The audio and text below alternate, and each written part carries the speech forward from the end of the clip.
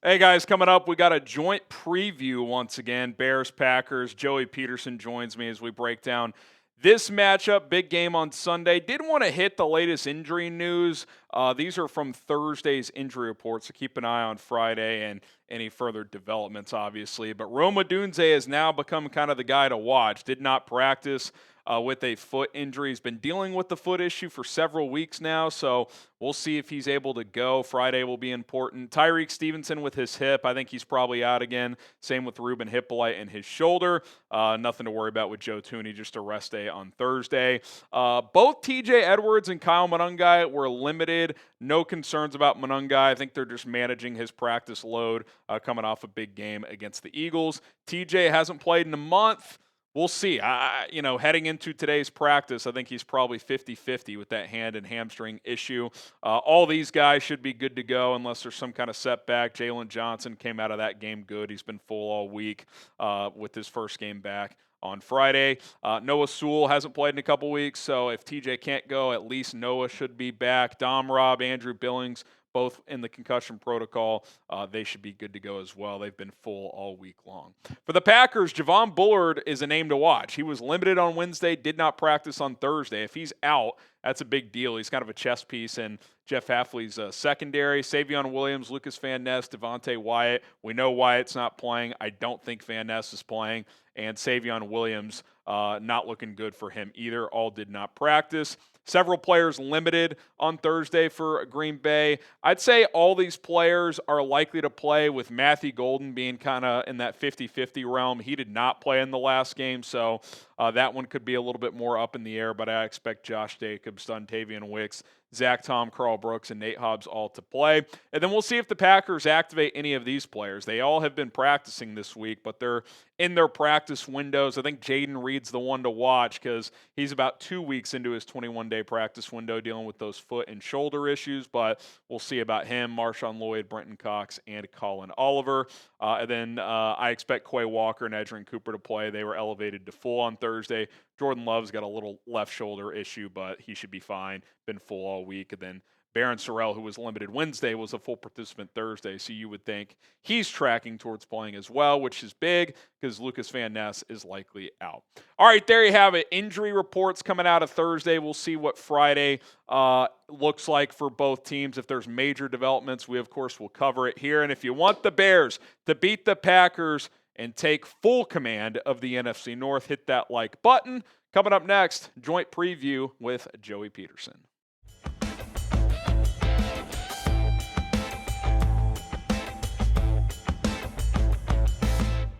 What's going on, everybody? We are back with another joint preview. I'm Harrison Graham, Chicago Bears Now. That is Joey Peterson of the Packers Report.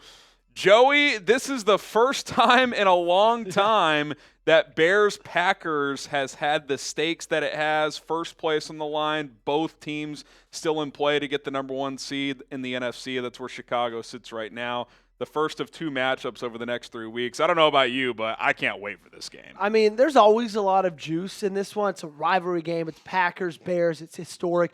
But you're right. It's been a very, very long time since it's meaned as much as it has. And it's also fun because with the loss that the Detroit Lions took this last week on Thanksgiving, it feels like they're kind of out of it, and it's a two-team race. And now all you got to do is focus on Bears-Packers for the rest of the way. Yeah, I mean, if one of these two teams sweeps the other, it feels like it's pretty close to a done deal on that team would win the division. If they split, then could come down to the last couple of weeks. You look at the playoff picture right now, it's crazy how nip and tuck it is. For example, if the Bears were to lose this game, they fall to the 7th seed because San Francisco would actually have the tiebreaker, whereas Green Bay would jump up to the, I think it would be the 2 seed, and I think the Rams would go up to the 1.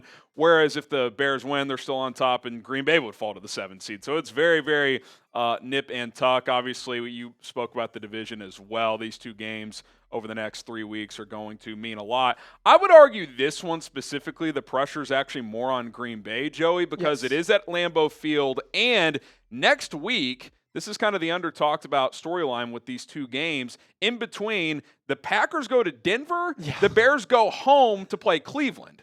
That's a big difference. It's a very big difference. If Chicago stole this one on the road, pressure really ramps up on Green Bay. They would pretty much have to beat Denver to stay alive in the division race with the rematch in Week 16. Yeah, and it's funny because when kind of in the preseason talking about the Packers schedule, doing, your schedule predictions that you do in August and July, you looked at the final 5 games and you thought, okay, you got the Bears twice and you got the Vikings, and you're probably going to be able to easily win 2 of those ball games because people expected Chicago to be a lot better of a team this year than they were last year, but I don't think anybody, maybe even including you, expected them to be this formidable through the first 13 weeks of Ben Johnson's tenure. No, I mean, the goal for me was be in the mix in December, have a chance to make the playoffs.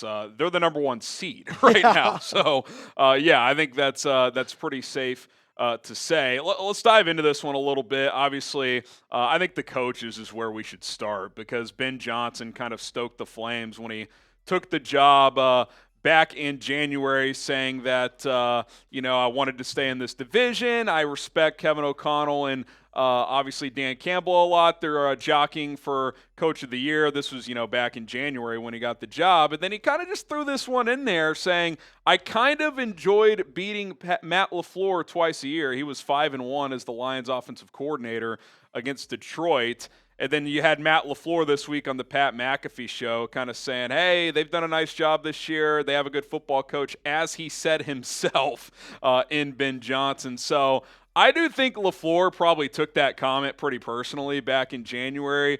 These coaches really want to get this one. Ben wants to back up the talk, and LaFleur definitely is not happy about that one. Yeah, and how could you not take something like that personally when it was literally personal? It was a personal, jab. It was a jab. It was called out by name. And I think Matt LaFleur's got a lot more than just, the personal stuff between him and Ben Johnson with this. Obviously, they've righted the ship a little bit over the last couple of weeks, won a couple of really, really good ball games. But at the end of the day, they've got a new president in there, an Ed Policy, and Matt LaFleur probably feels a little bit like he's still coaching for his job. They don't have contract extensions, him and Brian Gutekunst.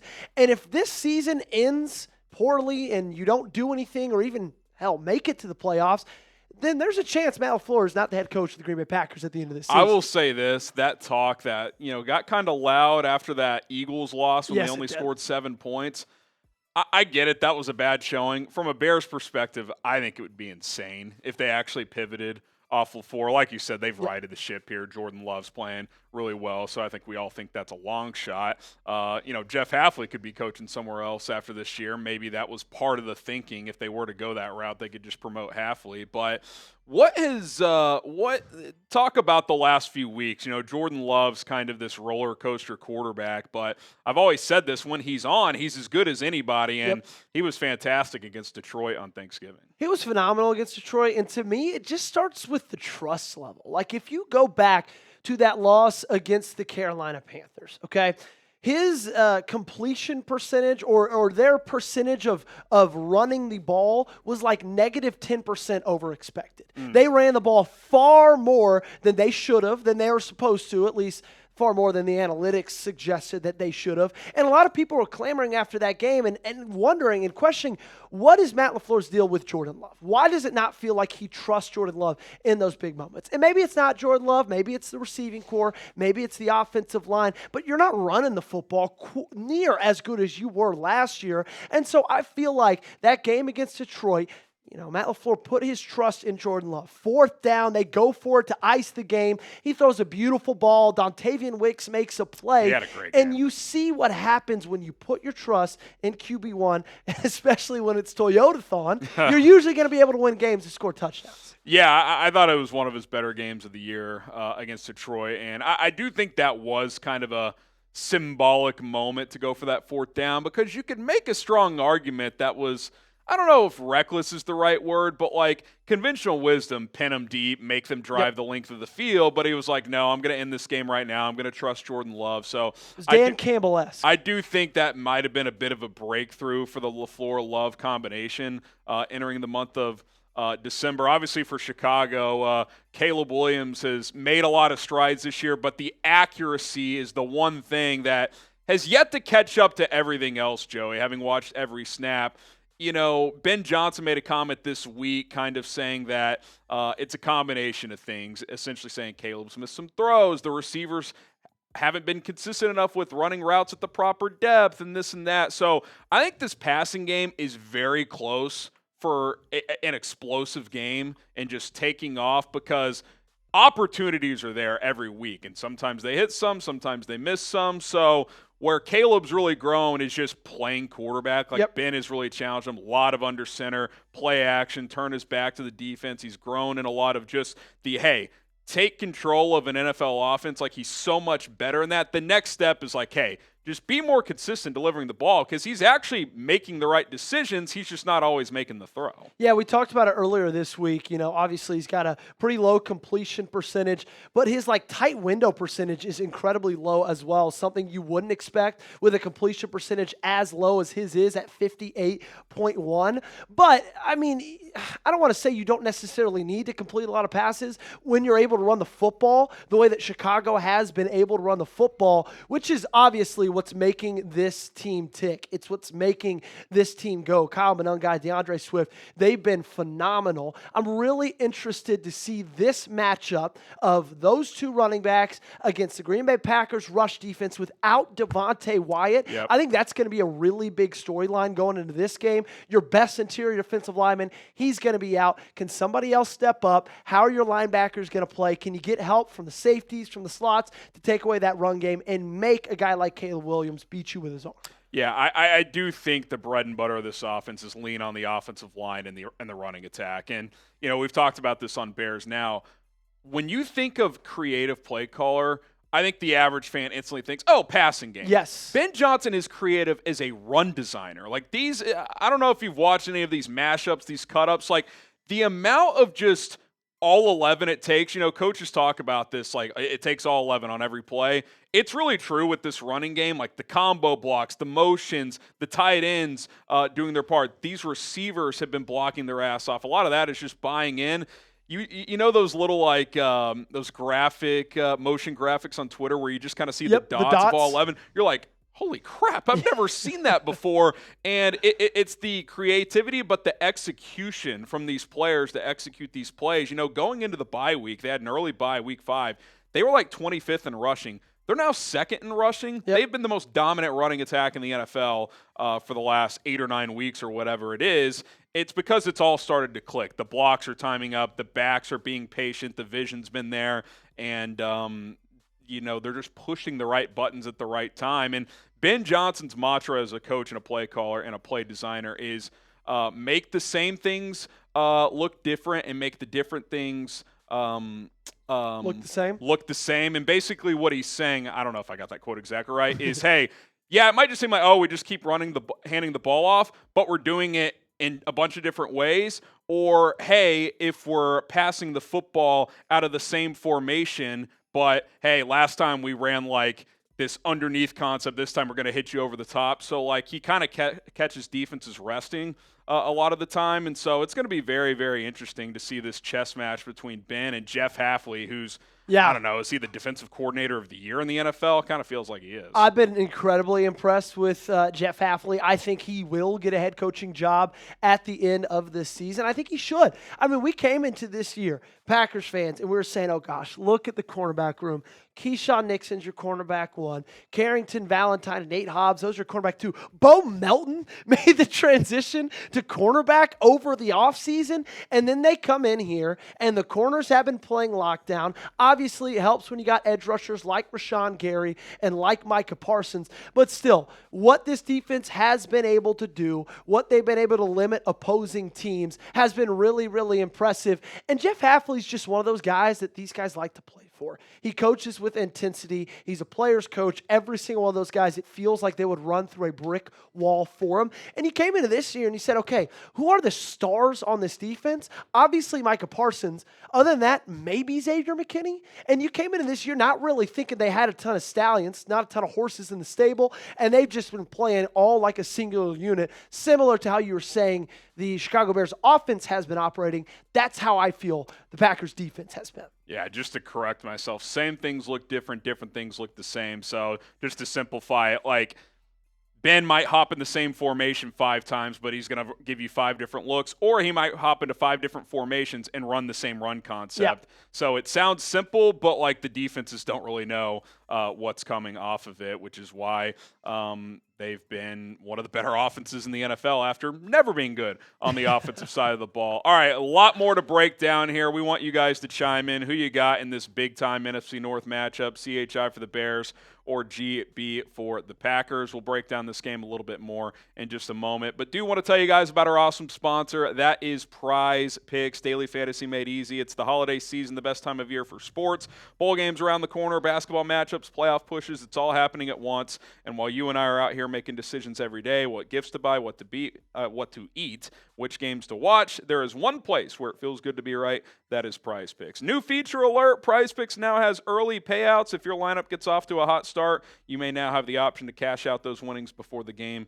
even finishes. The way to play PrizePicks is simple. You pick 2 or more players regardless of sport and take more or less on the stat projections available. Passing yards, rushing yards, receiving yards, touchdowns, points, rebounds, assists in basketball, goals and assists in hockey. It's all available. Little simple 2-player lineup here. I've got DeAndre Swift finding the end zone. Doesn't matter if it's rushing or receiving. That's a demon play there. Those are a little tougher to hit. And then I took less on Jordan Love's passing yards. It's going to be like 10 degrees in this game, so throwing the football might be difficult. $20 lineup to win $80 on this one. Download the PrizePicks app today. Use our code CLNS to get $50 in lineups after you play your first $5 lineup. That is code CLNS to get $50 in lineups after you play your first $5 lineup. PrizePicks, it's good to be right. Okay, one thing just to kind of continue on the Packers defense a little bit, Joey. Ben Johnson was very complimentary of a lot of areas. The first guy he mentioned was Micah Parsons, who for his 5th straight season, first player in NFL history to have 12 or more sacks in individual years to start his career over a 5-year sample size. Ben was very complimentary of that, saying it all kind of starts with him. I've been impressed with what Jeff Hafley has done with him, just moving him around. He'll line up over the center sometimes. He'll play both edge spots. He was already a big-time player in Dallas, but I think Hafley's even found a little bit more out of him this year. Yeah, and I think what's impressed me a lot is, what did everybody tell you when the Green Bay Packers traded for Micah Parsons? What did all the Cowboys fans who were trying to cope with that? They said, okay, he fades in the end of the seasons, and he's not good in run defense. Well, over your last 2 games, we're getting into December, he's got 4.5 sacks. He did it against Minnesota. He got 2.5 against Detroit. That doesn't really sound like fading late in the season to me. And while he's never going to be like one of the best run defenders in the National Football League, because that's not what you're really asking him to do, I think he's been serviceable. I think he's been a plus defender when it comes to stopping the run. But you mentioned it perfectly. Jeff Hafley has seen him kind of like that chess piece. He loves moving him around. He loves at times, you think he's going to rush up the middle, then he drops him back into coverage. I think it's just a testament to how great of an athlete Micah Parsons is. And I think you see that almost every single game with his constant pursuit of getting to the passer. I can't tell you how many sacks this guy gets from just never giving up, chasing down quarterbacks, and being able to hawk everybody because he's one of the faster defensive players in the league. He's just been and made all the difference for this Packers team so far, and especially on the defense side. Yeah, I would think the Packers are going to try to get him lined up against Bears rookie left tackle Ozzie Trapillo, who's making his 3rd career start. I think the Bears will respond with 12, 13 personnel, chipping with the backs. Now, Micah beats double teams all the time, but I would imagine Ben Johnson's going to try to throw the kitchen sink at him. And I think one way to just try and slow him down, like we've said, bread and butter of this offense is just run the football. I mean, Ben Johnson ran the ball 47 times against the Philadelphia Eagles. It's so refreshing to have a guy in this modern era of pass. You can still be a dynamic offensive coach and be like, hey, I'm just going to turn and hand the ball off because I'm very creative with my design. I have a really good offensive line, especially in run blocking, and we have 2 good backs who combined for 40 carries and 255 against a Vic Fangio defense last week, Joey. Like, if I'm the Bears, I'm running the ball until I can't in this game. Like, I'm forcing the Packers to bring an extra guy in the box if that's what it takes until they slow it down. Yeah, well, look at who won the Super Bowl last year. I mean, that was the Eagles' bread and butter. Handing the ball off to Saquon Barkley and just pretty much letting him do whatever he wanted to do. I think it's going to be interesting looking at Green Bay's perspective from the offensive side, their ability to run the football in this ball game, because last year, that's how their offense operated. It was through Josh Jacobs. It was through pounding the rock and doing that over and over over and over again. They've been far less consistent with that in 2025. Part of that, in my opinion, is more of an offensive line issue than it is Josh Jacobs. I haven't necessarily seen a regression in him. I just see him getting hit a lot sooner than he was last season. In fact, not to keep throwing PFF numbers at every single one of us, but he is the last in the National Football League in yards before contact at like 1.7.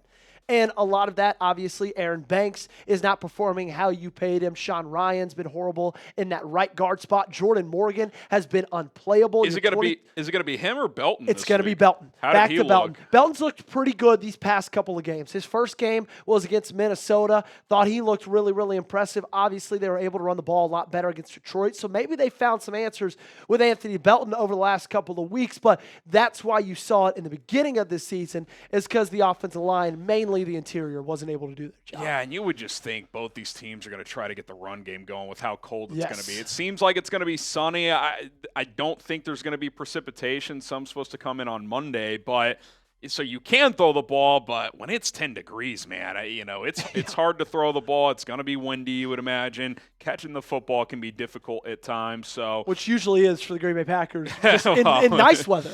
Bears have had some drop issues this year too, so it's going to be fun. Do you have any X factors or other matchups you're looking at in this one? I think it's going to be massive being able to pressure Caleb Williams. That's going to be a hard thing to do, though, given how good the Bears' offensive line has been. Obviously, you mentioned it with Ozzie Trapillo kind of being the key. If the Green Bay Packers are going to do that, it's going to be through him.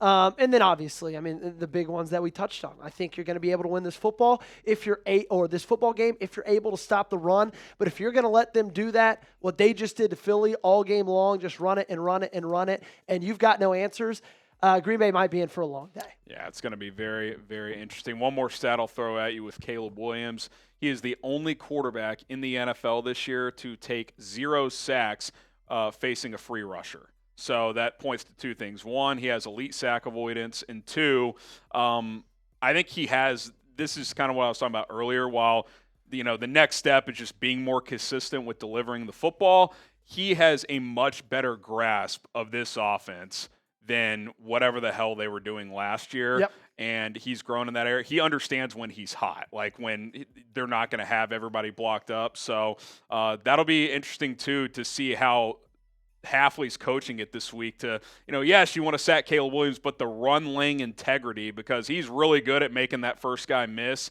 and then, the defense can break down after that. So that's going to be something that is key as well. All right, he's Joey Peterson on the Packers Report. Keep up with what he's doing all week long. Same here on Bears Now. My name is Harrison Graham. Bears, Packers, stakes haven't been this high in a while. Going to be a lot of fun. We'll see you guys on game day this Sunday.